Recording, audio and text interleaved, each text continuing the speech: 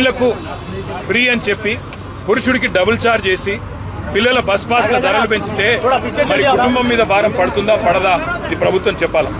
BRS ప్రభుత్వం ఉన్నప్పుడు నెలకు 120 కోట్ల మరి గ్రాంట్ ఆర్టీసీకి ఇచ్చి సంవత్సరానికి 11500 కోట్ల గ్రాంట్ ఇచ్చి ఆర్టీసీని కాపాడుకునే ప్రయత్నం చేశారు. మీరు ఇవాళ 2 పనులు చేస్తున్నారు. ఒకటి, ఎవరైతే పబ్లిక్ ట్రాన్స్పోర్ట్ ని ప్రజా రవాణాను వాడే పేదలు ఉన్నారో, మధ్యతరగతి ప్రజలు ఉన్నారో వాళ్ళని నడ్డి విడిచే ప్రయత్నం చేస్తున్నారు.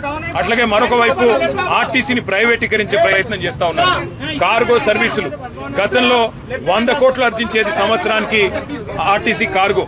కేసీఆర్ గారు ప్రారంభించారు కార్గో సేవలను. మరి మీ ప్రభుత్వం ఇవాళ ప్రైవేట్ వాళ్ళకు అప్పచెప్పి నెలకు 3 కోట్లకే అంటే సంవత్సరానికి 36 కోట్లకే మరి కార్గో సేవలను కూడా ప్రైవేట్ పరం చేసింది. అట్లాగే ఆర్టీసీని కూడా ప్రైవేట్ పరం చేయాలనే ఆలోచన కనబడతా ఉన్నది.